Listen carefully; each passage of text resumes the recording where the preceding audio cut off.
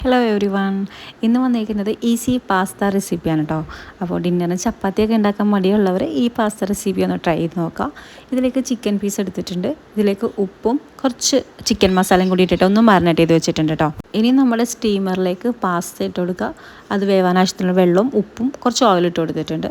ഇനി ഇഡ്ഡലി തട്ടിലേക്ക് മാരിനേറ്റ് ചെയ്തിട്ടുള്ള ചിക്കൻ വെച്ചെടുക്കുക. പിന്നെ വേറൊരു തട്ടിലേക്ക് കുറച്ച് കാഷ്യൂനട്ട്, പിരിയൻ മുളക്, സവാള, വെളുത്തുള്ളി, തക്കാളി ഇത്രയും വെച്ച് കൊടുത്തിട്ട് ഇതൊന്ന് ഒരു 20 മിനിറ്റിലേക്ക് ഒന്ന് സ്റ്റീം ചെയ്തെടുക്കുന്നുണ്ട് കേട്ടോ. എന്നിട്ട് നല്ലപോലെ തണുത്തതിന് ശേഷം സവാള, തക്കാളി, വെളുത്തുള്ളി, കാഷ്യൂനട്ടും പിരിയൻ മുളകും എല്ലാം കൂടി ജസ്റ്റ് ഒന്ന് അരച്ചെടുക്കുന്നുണ്ട്.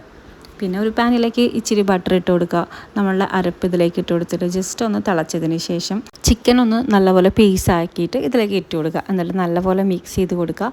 എന്നിട്ട് ഇതിലേക്ക് ഒറഗാനോ, ചില്ലി ഫ്ലേക്സും കൂടി ഇട്ട് കൊടുക്കുക. അതില്ലാന്നുണ്ടെങ്കിൽ മിക്സഡ് ഹെർബ്സ് എന്തെങ്കിലും ഇട്ട് കൊടുക്കുക. എന്നിട്ട് നമ്മൾ വേവിച്ച് വെച്ചിട്ടുള്ള പാസ്തയും കൂടി ഇട്ട് കൊടുക്കുക. നല്ലപോലെ മിക്സ് ആക്കുക. അപ്പോൾ അത്രയേ ഉള്ളൂ കേട്ടോ. ഭയങ്കര സിമ്പിളാണ്.